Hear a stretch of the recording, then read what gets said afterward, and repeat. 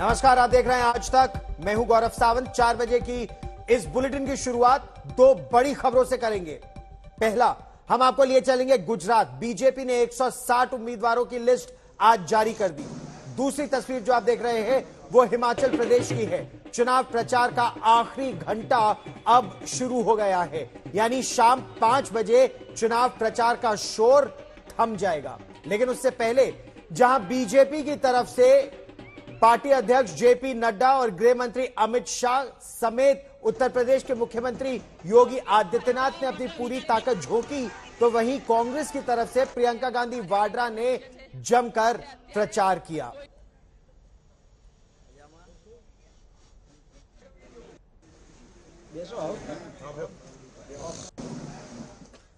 लेकिन पहले हम बात करेंगे गुजरात की, जहां चुनावी पारी की शुरुआत करने वाले हार्दिक पटेल को टिकट मिल गया है बीजेपी से। 2017 में पाटीदार आंदोलन के जरिए बीजेपी का विरोध करने वाले हार्दिक पटेल वीरमगाम सीट से बीजेपी के उम्मीदवार बनाए गए हैं। आज तक से हार्दिक ने खास बातचीत की। उन्होंने बीजेपी के विरोध के बाद बीजेपी का ही उम्मीदवार बनने पर अपना पक्ष साफ किया।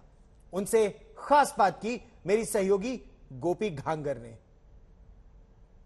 हार्दिक 5 साल पीछे चले जाइए। 2017 में इसी बीजेपी का आप विरोध कर रहे थे, आज उसी के टिकट पे चुनाव लड़ रहे हैं। सामाजिक आंदोलन विरोध से ही पैदा होते हैं।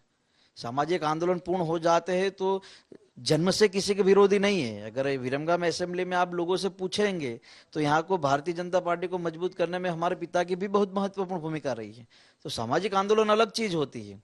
अभी अगर आप किसी मार्ग पे चल रहे हैं तो वो मार्ग है यहाँ के विकास का, भारतीय जनता पार्टी के साथ रहकर उनकी मजबूती का। तो मुझे ऐसा कोई फर्क नहीं पड़ता कि पहले क्या था आज क्या है। अगर प्रेजेंट को मैं देखता हूं तो मेरी जिम्मेवारी इस असेंबली के विकास के लिए है।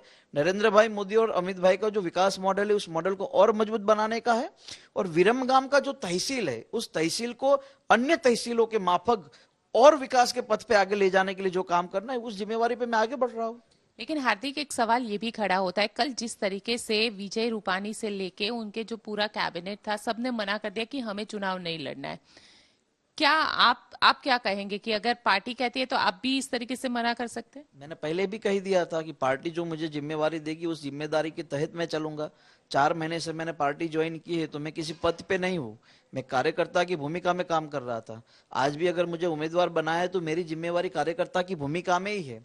अगर आप कार्यकर्ता की भूमिका में लोगों के बीच जाके काम करेंगे तो लोगों की समस्या को समझ सकेंगे। अगर मैं नेता की भूमिका में जाऊंगा तो मैं लोगों के दर्द को, लोगों की समस्या को नहीं समझ पाऊंगा। जितने भी हमारे पूर्व नेता रहे, चाहे विजय भाई रूपानी हो, नितिन भाई हो या अन्य कोई भी नेता हो, उन्होंने पार्टी को 30 साल तक पूरी मेहनत और लगन के साथ मजबूत किया है। आज जब पार्टी ने कोई अन्य फैसला लिया है तो उन लोगों ने सहर्ष इसको स्वीकार भी किया है। अगर भारतीय जनता पार्टी में यही तो लोकतंत्र है कि अगर आप चुनाव नहीं लड़ना चाहते या अगर पार्टी कहती है कि आपको टिकट नहीं दिया जाएगा तो वो सहर्ष उसको स्वीकार करते हैं। भारतीय जनता पार्टी ऐसी पार्टी है जहां पर पार्टी का मान सम्मान और कहीं ना कहीं जो कटिबद्धता है पार्टी के लिए उसको निभाया जाता है। अगर कांग्रेस में ये बोला जाता तो क्या होता, कांग्रेस टूटना शुरू हो जाती। जो अशोक गहलोत इतने साल तक मुख्यमंत्री रहे, उनको कहा कि अगर आपको नहीं रहना दूसरे को जगह दीजिए, तो बोला मैं पार्टी तोड़ दूंगा, सरकार गिरा दूंगा। भारतीय जनता पार्टी में वही तो शिस्त है कि अगर पार्टी जो फैसला करती है उसको सब लोग सहर्ष स्वीकार करते हैं। लेकिन हार्दिक, सवाल भी यहाँ पे ये खड़ा हो रहा है कि आप कह रहे हैं कि जो फैसला होता है उसे स्वीकार करते हैं। काफी ज्यादा बीजेपी में भी इस बार ये कहा जा रहा है कि गुटबंदी है। अगर यही गुटबंदी रही तो कई लोग ऐसे कह रहे हैं कि हार्दिक पटेल को टिकट नहीं देना चाहिए। हार्दिक पटेल का विरोध हो रहा है, सोशल मीडिया में विरोध हो रहा है। हार्दिक पटेल को लग रहा है कि बीजेपी के नेता ही उनको जिताएंगे या हराएंगे। गोपी, आप बहुत ही पुराने पत्रकार है और आपको ये ध्यान होना चाहिए कि गुजरात में घाटोड़िया सीट को छोड़ के सभी सीटों पे 25 से लेकर 50 लोगों ने टिकट मांगा है। ये सिर्फ भूपेंद्र भाई जो चीफ मिनिस्टर है वहीं सिर्फ भूपेंद्र भाई का अकेले का नाम गया है। तो चुनाव में हर किसी को टिकट मांगने का अधिकार है। और अगर मैं ये इंटरव्यू देता हूं या अन्य कोई भी आज तक का इंटरव्यू होता तो नीचे विरोध लिखने वाले लिखते, लेकिन देखते तो आज तक को है ना। तो विरोध करने का सबको अधिकार है, लेकिन आपका विजन जो है, आपकी उम्मीद जो है, आपका उत्साह जो है, उस पर लोग काम करते हैं। तो देखते सभी आज तक ही हैं। ये केवल हार्दिक पटेल ही नहीं, गुजरात की जनता या देश की जनता भी कह रही है। लेकिन अगर गुजरात की ही बात करें तो पिछले 27 साल से बीजेपी सत्ता में है गुजरात में, लेकिन इस बार सत्ता में फिर लौटने के लिए बीजेपी की रणनीति अलग है। एक तरफ 38 विधायकों के टिकट काट दिए गए हैं, कई मुद्दे हैं। गुजरात बीजेपी के अध्यक्ष सीआर पाटिल ने आज तक से खास बातचीत की, यह बताया कि आखिर बीजेपी अपना ही रिकॉर्ड किस तरह से तोड़ना चाहती है। 99 सीटें थी बीजेपी की 2017 में, इस बार क्या लक्ष्य है, देखिए यह रिपोर्ट। हमारे साथ बातचीत करने के लिए गुजरात प्रदेश के बीजेपी अध्यक्ष सीआर पाटिल। पाटिल साहब, आज 160 उम्मीदवारों के नाम की आपने घोषणा की और 38 जो वर्तमान में विधायक थे उनके टिकट काट दिए। क्या ये एक सोची समझी रणनीति के तहत है? क्योंकि आपने टारगेट रखा था 182 में से 182 सीटों का। बस उसी के आधार पर हम आगे बढ़ रहे हैं। मुझे उम्मीद है नए चेहरे के साथ जो हम आगे बढ़ रहे हैं, जो हर बार 20-25% चेंज आता है तो वही चेंज है, नई ताकत उससे मिलती है। लोगों को भी नए चेहरे के ऊपर विश्वास होता है, अपेक्षा भी होती है। तो इन सभी ताकत को लेकर एक बुके बनाकर जो हम चल रहे हैं तो उससे हमारे टारगेट पर हम पहुंच जाएंगे। इन 38 नामों में कई ऐसे कद्दावर नेता हैं जो मुख्यमंत्री रहे हैं, प्रदेश अध्यक्ष रहे हैं, उप मुख्यमंत्री रहे हैं, बहुत बड़े बड़े पोर्टफोलियो पे मंत्रालय में रहे हैं। उन सब ने एक झटके में ये कह दिया हम चुनाव नहीं लड़ना चाहते, हमारी जगह किसी और को मौका दिया जाए। स्वाभाविक है, उनको इलेक्शन छोटा लगता होगा, क्या नए लोगों को मौका देना चाहते होंगे। उन्होंने सामने से खत लिखकर उन्होंने इंटरव्यू भी दिया है सबको कि हमने ही नए लोगों को मौका देने के लिए पार्टी को सूचित किया है। क्या आम आदमी पार्टी इस बार जो है ट्रायंगुलर पहली बार लड़ाई दिख रही है पिछले 2.5 दशकों के अंदर, अगर देखा जाए तो आम आदमी पार्टी कितना इफेक्ट डालेगी और कितनी सीटें आप देखते हैं आम आदमी पार्टी को? मुझे कोई ट्रायंगल नहीं दिख रहा है। हमारी फाइट सिर्फ कांग्रेस से है, मगर कांग्रेस भी टूट रही है और उसकी वजह से हम अपने टारगेट में जाने के लिए हमें और ज्यादा सुविधा हो जाएगी। तो नया कीर्तिमान स्थापित करने की बात कर रही है भारतीय जनता पार्टी। अब हम आपको गुजरात से लिए चलते हैं हिमाचल प्रदेश, जहां चुनाव प्रचार आखिरी घंटा इस समय चल रहा है। केंद्रीय गृह मंत्री अमित शाह ने पालमपुर में रैली की। इस रैली में जहां वो कांग्रेस के परिवारवाद पर गरजे, वहीं चुनाव जीतने पर कॉमन सिविल कोड लागू करने का भी उन्होंने ऐलान किया। देखिए ये रिपोर्ट। अभी हमारे बिपिन भाई खामखा कहते थे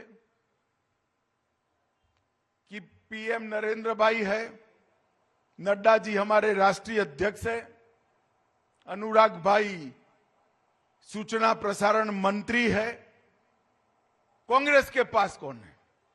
अरे बिपिन भाई, आपको मालूम नहीं है कांग्रेस के पास? अरे सुनो सुनो, कांग्रेस के पास वहां भी मां बेटा है, यहां भी मां बेटा है। ये परिवारवादी पार्टी है। ये पार्टी में नीचे से उठकर आए हुए मेहनती पराक्रमी युवाओं की कोई जगह नहीं है। ये पार्टी में अगर आगे बढ़ना है तो किसी राजा रानी के घर में जन्म लेना पड़ता है भाई, तब जाकर आगे बढ़ सकते हो। शहजादा होना जरूरी है, राजकुंवर होना जरूरी है, मगर राहुल बाबा आपको मालूम नहीं है, अब लोकतंत्र आ गया है, राजा रानियों का जमाना गया, अब जनता का जमाना आया है। घोषणा पत्र के अंदर हमने कॉमन सिविल कोड का वादा किया है। भारतीय जनता पार्टी बनते ही, सरकार बनते ही कॉमन सिविल कोड पूरे हिमाचल में लागू पड़ जाएगा। दूसरी तरफ बीजेपी अध्यक्ष जेपी नड्डा ने बिलासपुर में रैली की। जेपी नड्डा हिमाचल के लोगों से अपना उम्मीदवार बहुत ध्यान से चुनने की अपील कर रहे हैं। नड्डा ने पूछा कि क्या कांग्रेस ने 40 वर्षों में कभी अपने काम का हिसाब दिया राज्य में? सुनिए क्या कहा उन्होंने। अच्छा बगीचा तभी रहता है जब अच्छा माली चुनते हो। अगर माली कमजोर आ जाए तो बगीचा बिगड़ जाता है। और मिट्टी जब अपना हक अदा करती है तभी पेड़ अच्छा पौधा देता है, पौधा अच्छा फल देता है। तो इसलिए मैं आपसे यह निवेदन करने आया हूं कि आप चुनाव को सुलझाइए। एक नेता बिना कागज देखे 25 स्कीमें आपके हित की बताता है, 50 करोड़, 25 करोड़, 20 करोड़, 10 करोड़, 100 करोड़ ऐसी बात करता है। कभी आपने कांग्रेसियों से सुना ऐसी बात करते हुए? सुना कभी? 40 साल गुजार दिया, अम्मा तेरे बलदारा क्या हाला? सुना बीमार था आदमी, एरा पूछना नहीं, बल्द की बात करनी। और हमारे लोग बोले बड़ा बड़ा बड़ा बड़ी चिंता करता जी, मेरे बल्दरी चिंता करेगा। दूसरी तरफ कांग्रेस पार्टी की तरफ से प्रियंका गांधी वाड्रा ने भी जमकर प्रचार किया। हिमाचल प्रदेश के सिरमौर में प्रियंका गांधी ने जहां पुरानी पेंशन स्कीम को दोबारा शुरू कराने का वादा किया, वहीं इंदिरा गांधी के बनाए रिश्तों का भी उन्होंने जिक्र किया। मैं आपके चेहरे पे देख सकती हूं कि आप मुझसे प्रेम करते हैं।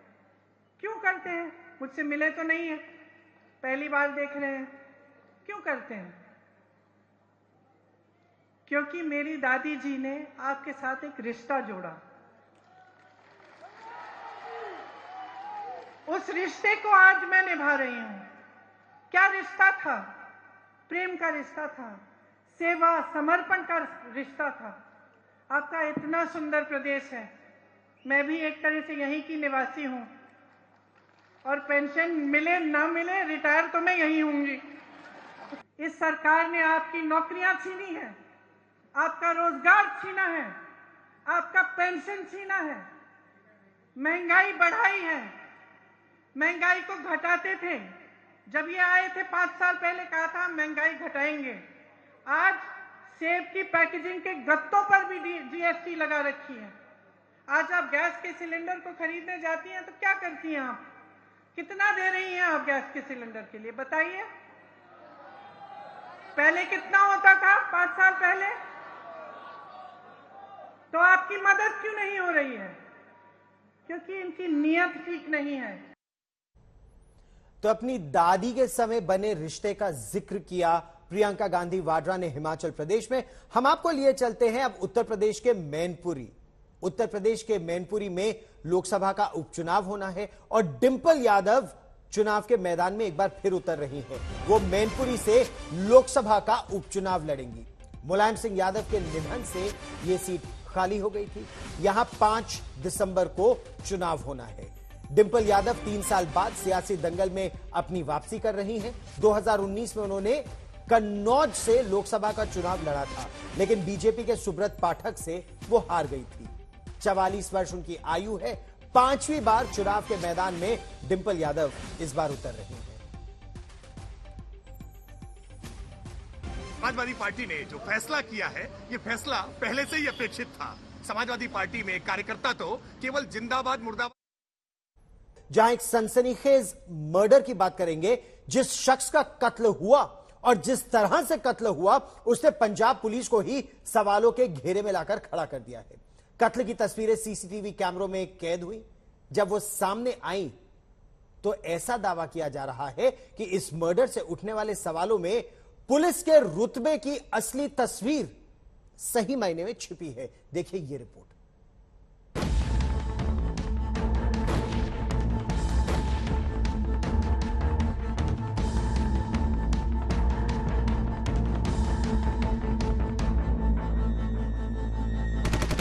फरीदकोट में सनसनीखेज हत्याकांड। इसमें एक व्यक्ति की मृत्यु हुई है। खुली सड़क पर खुलेआम शूट आउट। हम लोग जल्दी से पहले हम लोगों को पकड़ेंगे। सीसीटीवी में दिखा सरेआम कत्ल। सीसीटीवी की इन तस्वीरों ने सामने आकर सनसनी मचा दी है। पंजाब के कोटकपूरा में गुरुवार सुबह की इन तस्वीरों ने पंजाब समेत पूरे देश में हड़कंप मचा दिया। तस्वीरों में साफ साफ देखा जा सकता है कि कैसे 3 बाइक सवारों ने एक मकान के पास पहुंचकर अंधाधुंध फायरिंग शुरू कर दी। ये देखिए, लाल रंग की कमीज पहने एक शख्स सीसीटीवी में नजर आ रहा है। उसके साथ उसके 2 और साथी हैं, जिसमें से एक ने काली शर्ट पहनी है, जबकि तीसरा हरे रंग की शर्ट में दूर जाता दिखाई दे रहा है। इसी बीच लाल कमीज वाला तेजी से आगे बढ़ता है और अपनी कमर में छुपी पिस्तौल निकाल लेता है। हरी कमीज वाला पहले ही आगे निकल चुका है, उसके हाथ में भी पिस्तौल है। एक जगह पहुंचकर तीनों बारी बारी से फायरिंग शुरू कर देते हैं। भागता हुआ एक बदमाश जमीन पर गिर पड़ता है और वो उठता है और बचते हुए दूर जाकर फिर से पिस्तौल तान लेता है। असल में बेअदबी के मामले में नामजद डेरा प्रेमी प्रदीप सिंह की फरीदकोट में गोली मारकर हत्या कर दी गई। बरगाड़ी बेअदबी मामले में नामजद डेरा प्रेमी प्रदीप सिंह की हत्या की गई है। इस हमले में एक गनमैन भी घायल हुआ है और ये वारदात उस वक्त हुई जब प्रदीप सिंह अपने घर से निकलकर दुकान खोलने जा रहा था।